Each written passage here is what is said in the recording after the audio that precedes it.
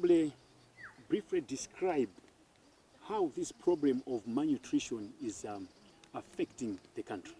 Well, this is a really serious issue in Malawi. We know that here in Malawi, 1 in 8 children die of preventable causes before their 5th birthday, and around half of those die of malnutrition. So it's a really, really serious issue.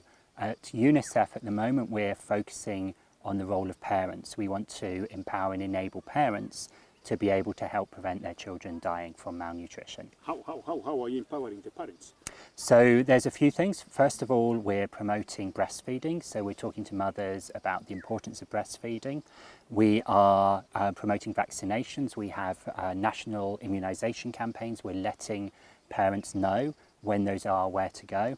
And finally, we're talking about the importance of a balanced diet. So in Malawi, actually, one of the underlying causes of malnutrition is that parents feed their children sema. Sema actually has no nutritional value. If you have sema with chicken, sema with fish, but a lot of people can't afford that. So we want to promote crop diversification, farmers actually growing more than one crop, and we do cooking classes to teach mothers and parents how to cook a balanced diet for their young children. How are you reaching out to these mothers? So we have, for instance, a door-to-door campaign where we go nationally with nutrition volunteers, go into villages. They go literally door-to-door, knocking on the door to find children who are malnourished. They measure the circumference of their arm. I'll give you an example. Just last week, I was in Mangochi with one of these exercises, and we found a young boy. He was 3 years old. His name was Chikondi, and he was very, very malnourished, very seriously ill.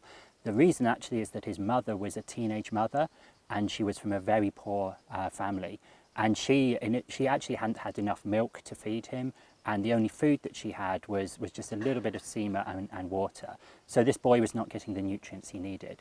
What we were able to do as UNICEF was we were able to bring that boy Chikondi to the health centre. He got treated. We used, we call it ready-to-use therapeutic food, but it's basically high-energy food that brought his weight back up.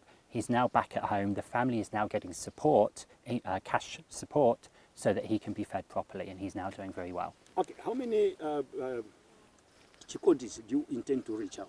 We want to reach all the Chikondis. We want to reach every child in Malawi. This is why it's a national programme. This is why we go door to door in villages to make sure we miss nobody. But it's not just UNICEF, this is also the government.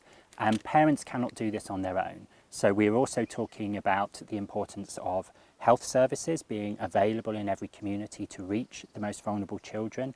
We want to make sure that families have adequate income. Often this is an issue of poverty. And we want to make sure that parents have the knowledge and skills. So the most important thing that we're calling for right now is we want the government to increase the funding for what we call the social cash transfer programme. And this essentially is about giving a monthly cash payment to the poorest families. It's not very much, but it is enough to ensure that children are not dying of malnutrition. What is your working relation with government? Any frustrations which you think they're impeding your programs? We work very closely with the government. We have for a number of years. There are, of course, in any relationship, there are always frustrations, there are always things we could do better, but the relationship generally is very good. And we work nationally, both with the national government, with the district councils, we work with other NGOs, civil society organisations, and we are confident in the programme that we have. Can you maybe elaborate some of the frustrations you're facing? Well,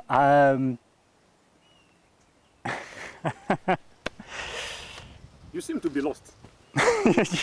yeah, you got me there. So, like any relationship, the importance is communication. So we meet regularly with the government. We talk about the implementation of the programme. We talk about what is going well. We talk about what can be improved. I don't want to get into the details of that here, but I can tell you the relationship is good. We work together well. And if we do encounter problems, or if they encounter problems with us, then we talk about it frankly and we attempt to resolve those. And so far we have been able to.